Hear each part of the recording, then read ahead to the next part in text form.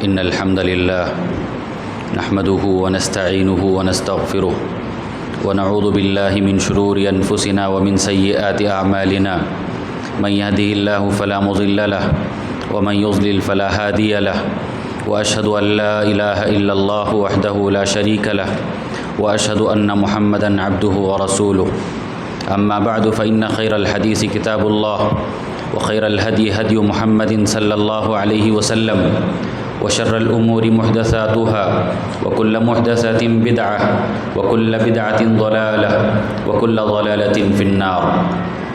يا أيها الذين آمنوا اتقوا الله حق تقاته ولا تموتن إلا وأنتم مسلمون. يا أيها الناس اتقوا ربكم الذي خلقكم من نفس واحدة وخلق منها زوجها وبث منهما رجالا كثيرا ونساء واتقوا الله الذي تساءلون به والأرحام إن الله كان عليكم رقيبا. يا أيها الذين آمنوا اتقوا الله وقولوا قولا سديدا يصلح لكم أعمالكم ويغفر لكم ذنوبكم ومن يطع الله ورسوله فقد فاز فوزا عظيما.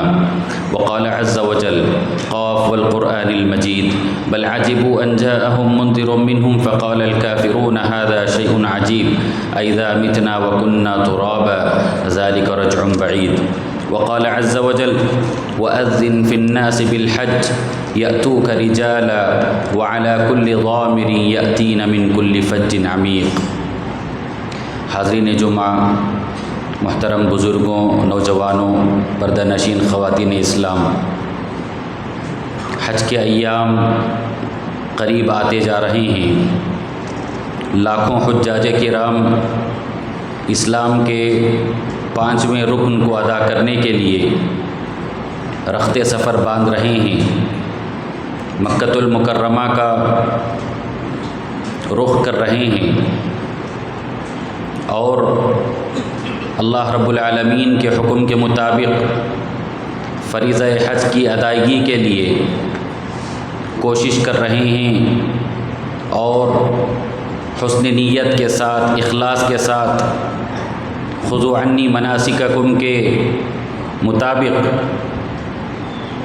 مسنون حج کی ادائیگی کے لیے وہ کوشش کر رہے ہیں اور مختلف جذبات، نیک خیالات کو لے کر برائیوں کو چھوڑنے کا ارادہ کر کے فمن فرض فیہن الحج فلا رفث ولا فسوق ولا جدال فی الحج، اس کی عملی تصویر بننے کے لیے وہ نیک جذبات اور خیالات کو لے کر مکۃ المکرمہ کا رخ کر رہے ہیں اور وہاں مشاعر حرم میں، جہاں منا ہے، مزدلفہ ہے، عرفات ہے، وہاں جا کر وہ حج کے ارکان کو ادا کرنے کا ارادہ رکھتے ہیں اور ابراہیم و اسماعیل علیہم السلام کی جو عظیم تر قربانیاں ہیں، ان قربانیوں سے اپنے تعلق کو جوڑنے کا نیک جذبہ رکھتے ہیں. محترم حضرات، حج جو اتنی عظیم عبادت ہے کہ اللہ رب العالمین نے اس عبادت میں روحانی، مالی، بدنی، ان تینوں چیزوں کو اس میں شامل کیا ہے. اس سے روحانی عبادت بھی ہوتی ہے، بدنی عبادت بھی ہوتی ہے، مالی عبادت بھی ہوتی ہے. دیگر عبادات کو یہ مقام حاصل نہیں، یا دیگر عبادات میں یہ افضلیت شامل نہیں ہے، لیکن حج جہاں انسان کی روحانی عبادت بھی ہوتی ہے، مالی طور پر عبادت بھی ہوتی ہے اور بدن کے ذریعے سے بھی عبادت ہوتی ہے. یہ حج جو لوگ حج کرنے جاتے ہیں، حج کا سفر کر رہے ہیں اور مکۃ المکرمہ کا رخ کر رہے ہیں، وہ بہت ہی سعادت مند لوگ ہیں. یہ بڑی سعادت کی بات ہے، اور کیوں نہ ہو کہ وہ اس فریضہ حج کو ادا کرنے جا رہے ہیں جو ان پر عائد کیا گیا ہے. وَلِلَّهِ عَلَى النَّاسِ حِجُّ الْبَيْتِ مَنِ اسْتَطَاعَ إِلَيْهِ سَبِيلًا. آل عمران میں فرمایا گیا کہ جو استطاعت رکھتے ہیں مسلمان ہونے کے بعد، ایمان لانے کے بعد، جو صاحب حیثیت ہیں ان پر حج کو فرض قرار دیا گیا ہے، اس فریضے کی ادائیگی کے لیے وہ جانے والے لوگ بڑے ہی سعادت مند لوگ ہیں۔ اور نبی کریم علیہ الصلاۃ والسلام نے فرمایا کہ جن پر یہ فریضہ عائد ہو جائے، جن پر یہ ذمہ داری یا یہ فرضیت عائد ہو جائے، ان کو چاہیے کہ وہ جلدی کریں۔ من اراد الحج فلیتعجل فإنه قد يمرض المریض وتظل الضالہ وتعرض الحاجہ۔ جو حج کا ارادہ کرتے ہیں، حج جن پر واجب اور فرض ہو چکا ہے، انہیں چاہیے کہ وہ جلدی کریں، اس لیے کہ آج صحت مند ہیں، کل بیمار ہو سکتے ہیں، آج سہولتیں ہیں، کل سہولتیں ختم ہو سکتی ہیں، آج ان کے پاس وقت ہے، کل مصروفیتیں آ سکتی ہیں۔ لہٰذا جو حج کا ارادہ رکھتے ہیں انہیں جلد بازی کرنی چاہیے، جلد سے جلد حج کے فریضے کو انجام دینا چاہیے۔ اور یہ سعادت مندی کیوں ہے؟ سعادت مندی اس لیے بھی ہے کہ ایمان اور جہاد کے بعد اس کو سب سے افضل قرار دیا گیا۔ نبی کریم صلی اللہ علیہ وسلم نے فرمایا کہ ایمان کے بعد اور جہاد کے بعد سب سے افضل حج کو ادا کرنا ہے۔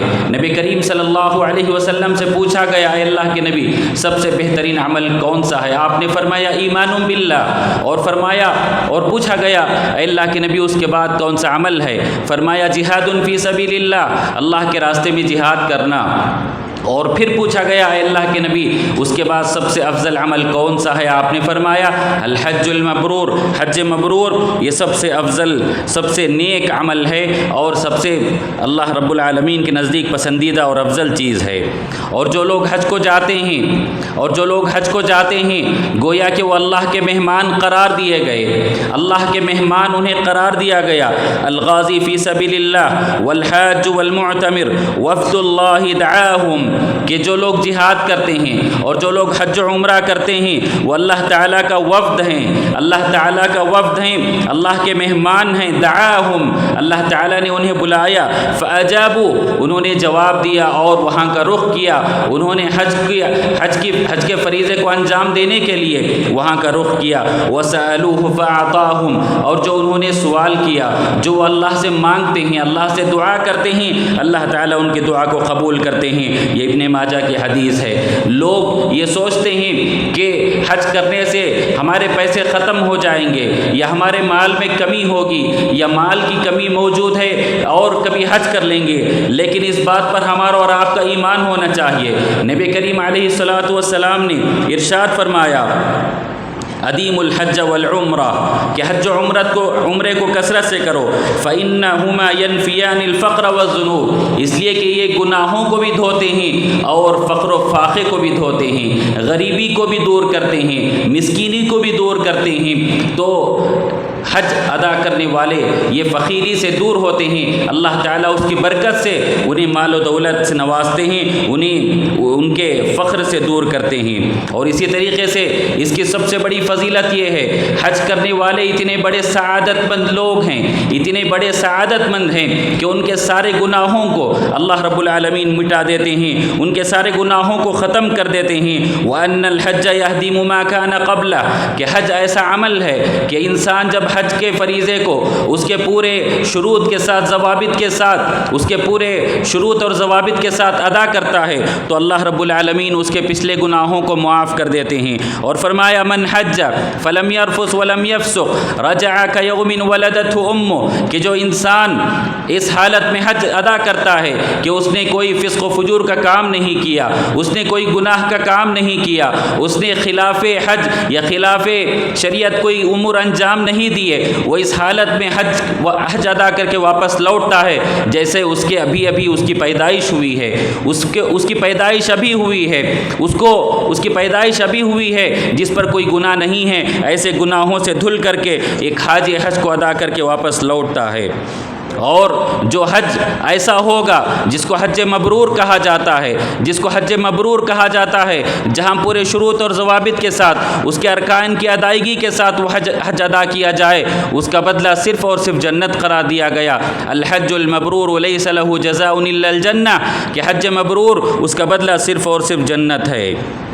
اور نبی کریم صلی اللہ علیہ وسلم نے اس کی یہ بھی فضیلت بیان کی ہے کہ جو لوگ حج کو ادا کرنے جاتے ہیں ان کے ایک قدم رکھنے پر اللہ تعالیٰ ایک نیکی عطا کرتے ہیں، اور ایک قدم رکھنے پر، ایک قدم اٹھانے پر اللہ تعالیٰ ان کے ایک گناہ کو معاف کر دیتے ہیں۔ اور جو لوگ وقوف عرفہ کرتے ہیں، عرفے میں ٹہرتے ہیں، وہاں اللہ کی عبادت کرتے ہیں، اللہ سے گڑ گڑا کے دعائیں کرتے ہیں، اللہ عز و جل فرشتوں کے سامنے حجاج پر فخر کرتے ہیں اور سب کے لیے عام معافی کا اعلان کر دیتے ہیں۔ یہ اللہ تعالیٰ کی بخشش ہوتی ہے، اللہ تعالیٰ سب کے لیے معافی کا اعلان کر دیتے ہیں۔ محترم حضرات، حج بیت اللہ کرنا یہ بڑی سعادت کی بات ہے۔ یہ اس لیے بھی سعادت کی بات ہے کہ وہ ایسی سرزمین کی جانب رخ کر کے جا رہے ہیں جو سب سے عظیم سرزمین ہے، جو اللہ کا دنیا میں سب سے پہلا گھر ہے، جو پہلا گھر ہے۔ ان اول بیت وضع للناس للذی ببکۃ مبارکہ وہدی للعالمین فیہ آیات بینات مقام ابراہیم ومن دخلہ کان آمنا۔ اللہ تعالیٰ نے اس آیت کریمہ میں کتنی بڑی بڑی باتیں، کتنی واضح چیزیں بیان کی ہیں کہ فرمایا ان اول بیت وضع للناس، کہ روئے زمین پر سب سے پہلا گھر یہ مکہ ہے، یہ کعبۃ اللہ ہے، مبارکہ جو بابرکت ہے، وہدی للعالمین عالمین کے لیے ہدایت ہے، فیہ آیات بینات اس میں اللہ تعالیٰ کی واضح نشانیاں موجود ہیں، مقام ابراہیم وہاں ہے، ومن دخلہ کان آمنا اور جو وہاں داخل ہو جاتا ہے وہ امن میں ہوتا ہے، وہ امن کی سرزمین میں داخل ہونے والا شخص بھی امن کے ساتھ رہتا ہے، امن میں ہو جاتا ہے۔ اور یہ بڑی پرکشش جگہ ہے، بڑا پرکشش مقام ہے۔ وَإِذْ جَعَلْنَا الْبَيْتَ مَثَابَةً لِلنَّاسِ وَأَمْنًا وَإِذْ جَعَلْنَا الْبَيْتَ مَثَابَةً لِلنَّاسِ وَأَمْنًا اللہ تعالیٰ نے لوگوں کے لیے وہ ٹھکانہ بنایا ہے، امن کی جگہ بنایا ہے، پرکشش مقام ہے، لوگ وہاں کھینچے کھینچے چلے جاتے ہیں۔ اولم نمکن لہم حرما آمنا یجبی الیہ ثمرات کل شیء کہ ایسا پناہ گاہ ہے، ایسی سرزمین ہے، ایسا مقدس مقام ہے جہاں لوگوں کے دل مائل ہوتے ہیں، پرکشش مقام ہے، لوگ وہاں چلے جاتے ہیں۔ اور ابراہیم علیہ السلام نے بھی یہی دعا کی تھی، فرمایا تھا فَاجْعَلْ أَفْئِدَةً مِّنَ النَّاسِ تَهْوِي إِلَيْهِمْ اے اللہ اس سرزمین کی محبت لوگوں کے دلوں میں ڈال دیجئے کہ لوگ اس کی جانب کھینچے کھینچے چلے آئیں۔ تَهْوِي إِلَيْهِمْ وَارْزُقْهُم مِّنَ الثَّمَرَاتِ اور ایسے پھل انہیں کھلائیے کہ وہ آپ کے شکر گزار بندے بنیں۔ اور یہ بڑی سعادت کی بات اس لیے بھی ہے کہ جس مقدس سرزمین کا یہ رخ کرتے ہیں وہ کائنات کا قبلہ ہے۔ قد نرى تقلب وجهك في السماء فلنولينك قبلة ترضاها نبی کریم صلی اللہ علیہ وسلم بڑی شدید خواہش رکھتے تھے کہ قبلہ تحویل ہو، قبلہ بیت المقدس سے بیت الحرام مکۃ المکرمہ کی جانب ہو۔ اللہ تعالیٰ نے نبی کی اس خواہش کو پورا کیا اور فرمایا قد نرى تقلب وجهك في السماء آپ آسمان کی جانب اپنے چہرے کو اٹھا کر بار بار یہ اللہ سے خواہش ظاہر کر رہے ہیں کہ کعبۃ اللہ بیت الحرام یہ مسلمانوں کا قبلہ ہو، کائنات کا قبلہ ہو۔ فَلَنُوَلِّيَنَّكَ قِبْلَةً تَرْضَاهَا آپ کی رضامندی، آپ کی خواہش، آپ کی خوشی کی خاطر ہم نے اس کو کائنات کا قبلہ بنا دیا۔ کائنات کا یہ قبلہ ہے اور طواف کی یہ جگہ ہے۔ وَلْيَطَّوَّفُوا بِالْبَيْتِ الْعَتِيقِ پورے کائنات میں کوئی مقام ایسا نہیں جہاں طواف کیا جا سکے سوائے مسجد الحرام میں، کعبۃ اللہ کے، جہاں طواف کیا جاتا ہے۔ اور یہ نجاست سے پاک سرزمین ہے، نجاست سے پاک سرزمین ہے، ظاہری نجاست ہو یا باطنی شرک کی نجاست ہو، ان تمام سے اس کو پاک کیا گیا ہے۔ انما المشرکون نجس فلا يقربوا المسجد الحرام بعد عامهم هذا کہ مشرکین چونکہ شرک کی نجاست ان کے اندر ہوتی ہے، اعلان کر دیا گیا فلا يقرب المسجد الحرام بعد عامهم هذا کہ آج کے بعد مشرک وہاں داخل نہیں ہو سکتے۔ اور اسی طریقے سے جو اس کو پاک کیا گیا، اس کو پاکیزہ قرار دیا گیا، میدان میں قبلے کی جانب قضائے حاجت کرنے سے منع کیا گیا، قبلے کی جانب تھوکنے سے منع کیا گیا۔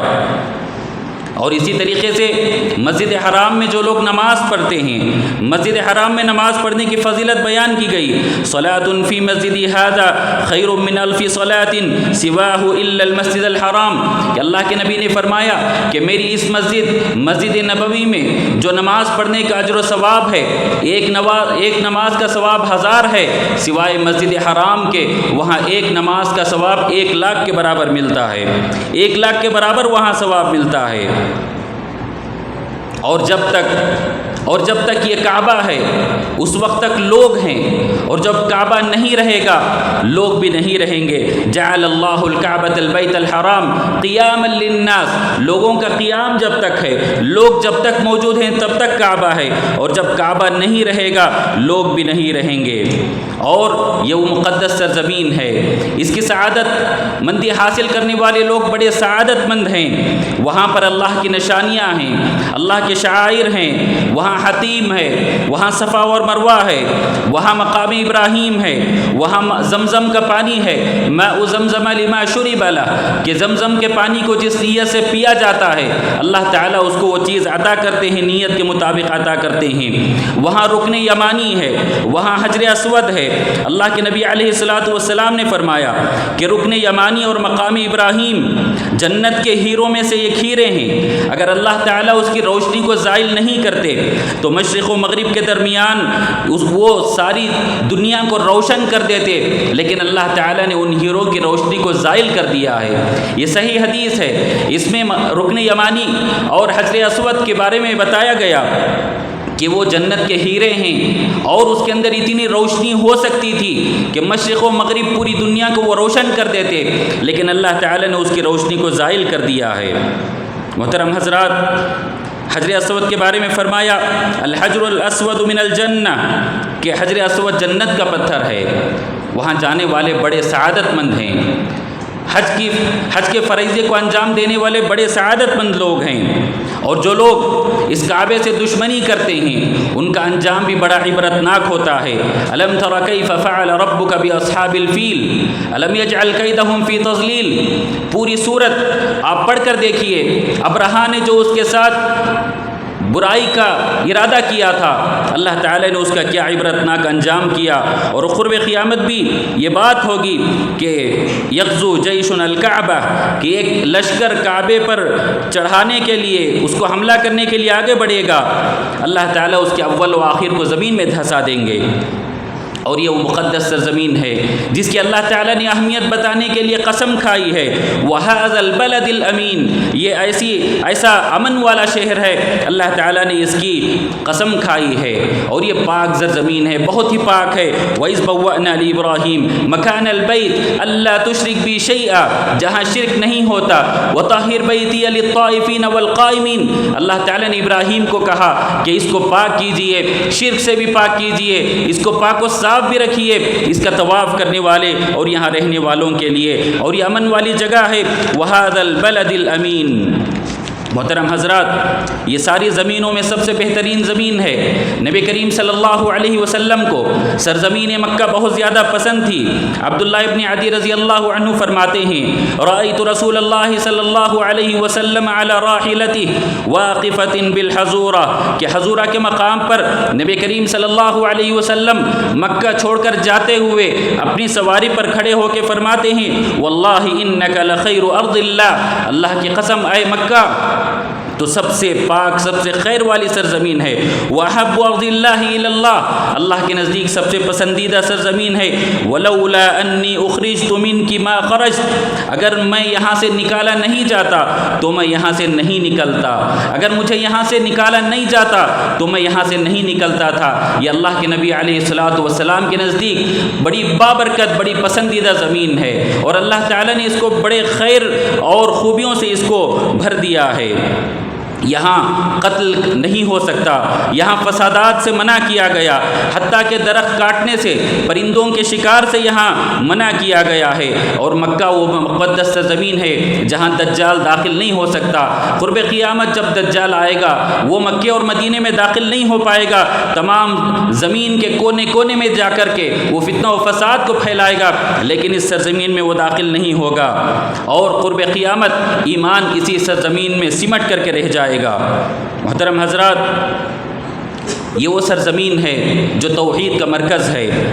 وہاں جانے والے سعادت مند اس لیے بھی ہیں کہ وہ توحید کے مرکز کو جا رہے ہیں، توحید کے مرکز کو جا رہے ہیں، توحید کا نعرہ لگاتے ہوئے لبیک اللہم لبیک لبیک لا شریک لک لبیک، یہ نعرہ لگا کر وہ طواف کرتے ہیں، سعی کرتے ہیں، عرفہ اور مزدلفہ اور وہاں قیام کرتے ہیں، رمی جمرات کرتے ہیں، قربانی کرتے ہیں اور شرک سے برات کا اظہار اور شرک سے برات کا اعلان کرتے ہیں۔ یہ توحید کی سرزمین ہے۔ ابراہیم نے یہ بھی دعا کی تھی، رب اجعل ھذا البلد آمنا وجنبنی وبنی ان نعبد الاصنام، کہ اس کو امن والی زمین بھی بنائیے، اس کو توحید کا مرکز بھی بنائیے، شرک سے اور بتوں کی عبادت سے اس کو پاک کیجیے۔ یہ ابراہیم علیہ السلام کی دعا ہے۔ اور اس سرزمین میں جہاں اتحاد کا ایک عظیم مظہر ہوتا ہے، پوری دنیا سے، مشرق و مغرب سے، کالے گورے امیر غریب تمام جمع ہوتے ہیں اور اللہ وحدہ لا شریک کی عبادت کرتے ہیں، ایک اللہ کی عبادت کے صدائیں بلند کرتے ہیں۔ اور یہ جو ان کا جمع ہونا ہے وَأَلَّفَ بَيْنَ قُلُوبِهِمْ، یقیناً اللہ رب العالمین کی جانب سے ہے۔ لَوْ أَنفَقْتَ مَا فِي الْأَرْضِ جَمِيعًا مَا أَلَّفْتَ بَيْنَ قُلُوبِهِمْ، ساری زمین کی دولت بھی خرچ کی جائے اور یہ عظیم اتحاد پیدا کرنے کی کوشش کی جائے، یہ اتحاد پیدا نہیں ہو سکتا، لیکن اللہ تعالیٰ کی یہ نشانی ہے کہ اللہ تعالیٰ نے اس اتحاد کو قائم کیا ہے۔ محترم حضرات، اللہ رب العالمین نے اس سرزمین میں حضرت ابراہیم علیہ السلام کی بہت ساری یادوں کو رکھا ہے۔ ثم اوحینا الیک ان اتبع ملت ابراہیم حنیفا، اللہ تعالیٰ نے ابراہیم علیہ السلام کی جو یادیں یہاں رکھی ہیں، جو نشانیاں یہاں رکھی ہیں، جو تذکرے یہاں رکھے ہیں، وہ عظیم تر قربانیوں سے عظیم تر قربانیاں ہیں۔ اسی لیے خود نبی کریم صلی اللہ علیہ وسلم کو بھی اللہ تعالیٰ نے حکم دیا کہ آپ ملت ابراہیمی کی پیروی کیجئے۔ ثم اوحینا الیک ان اتبع ملت ابراہیم حنیفا، ہم نے آپ کی جانب بھی یہ وحی کی ہے کہ آپ ملت ابراہیمی کی پیروی کیجئے۔ ملت ابراہیمی کیا ہے؟ وہی توحید کا عظیم سبق ہے جس کو لوگ یہودی اور نصرانی سمجھتے ہیں کہ یہ ہمارے ہیں، لیکن فرمایا گیا ما کان ابراہیم یہودیہ ولا نصرانیہ ولکن کان حنیفا مسلما وما کان من المشرکین۔ ابراہیم علیہ السلام ایک عظیم موحد تھے جو شرک سے دور تھے، شرک سے پاک تھے، جو نفع نقصان کا مالک اللہ تعالیٰ کو سمجھتے تھے۔ قال هل يسمعونكم اذ تدعون او ينفعونكم او يضرون، اپنے والد کے سامنے، قوم والوں کے سامنے یہ دعوت توحید پیش کرتے ہوئے کہتے ہیں کیا تم نہیں قال هل يسمعونكم اذ تدعون، کہ جب تم بلاتے ہو تو کیا یہ لوگ سنتے ہیں؟ او ينفعونكم او يضرون، یہ نفع نقصان کے مالک نہیں ہیں۔ اور ابراہیم علیہ السلام ملت ابراہیمی یہ ہے کہ شرک سے دوری ہو۔ ابراہیم علیہ السلام داعی توحید تھے۔ یہ تمام تر چیزیں ابراہیم علیہ السلام کی ملت کی پیروی جو کی جاتی ہے۔ ابراہیم علیہ السلام ایسے اللہ تعالیٰ کے احکامات کو قبول کرنے والے تھے۔ اذ قال له ربه اسلم قال اسلمت لرب العالمین، اللہ تعالیٰ نے انہیں جو حکم دیا اس حکم کو ابراہیم علیہ السلام نے قبول کر لیا۔ قوم کی طرف سے پریشانیاں آئیں، ملک بدر کیے گئے، ہجرت کرنے پر مجبور کیے گئے، وقت کے بادشاہ نے ظلم کیا، اسماعیل علیہ السلام کو قربان کرنے کی آزمائش سے گزارا گیا، بیوی بچے کو غیر آباد، غیر نہ پانی ہے نہ کھانے پینے کے ساز و سامان ہیں، وہاں چھوڑ کر جانے کا حکم دیا گیا، لیکن وہاں بھی ابراہیم علیہ السلام ان آزمائشوں میں ثابت قدم ٹھہرے اور اللہ تعالیٰ نے ان کی قربانیوں کو قبول کیا۔ اور حج کے موقع پر ابراہیم علیہ السلام کی بہت ساری نشانیاں وہاں ہوتی ہیں، صفا مروہ ہو، مقام ابراہیم ہو، یا بیت اللہ کی یا مشعر حرام میں جو ابراہیم علیہ السلام کی عظیم تر نشانیاں ہیں، ان کی قربانیوں کی نشانیاں ہیں، تو جو لوگ وہاں جاتے ہیں، وہاں جا کر کے اس فریضے کو انجام دیتے ہیں، وہ بڑے سعادت مند لوگ ہیں۔ بڑی سعادت مندی ایسے لوگوں کے ساتھ شامل ہے جن کو اللہ تعالیٰ نے اس فریضے کو ادا کرنے کی توفیق دی ہے۔ ضرورت اس بات کی ہے کہ ہم میں سے جو لوگ استطاعت رکھتے ہیں اور غفلت کا شکار ہیں، ہم بھی کوشش کریں کہ حج کے فریضے کو ہم انجام دیں، جو اسلام کا 5واں اہم رکن ہے، جس رکن کے بغیر اسلام مکمل نہیں ہوتا۔ اللہ تعالیٰ ہمیں اور آپ کو اس کی توفیق نصیب فرمائے۔ اللہ تعالیٰ ہمیں اور آپ کو حج بیت اللہ کی سعادت نصیب فرمائے، اور اللہ تعالیٰ ہمارے نیک اعمال کو قبول فرمائے، جب تک باقی رکھے، ایمان اور اسلام کی حالت میں رکھے، خاتمہ بالخیر ہو۔ آمین تقبل یا رب العالمین، وصلی اللہ علی النبی الکریم۔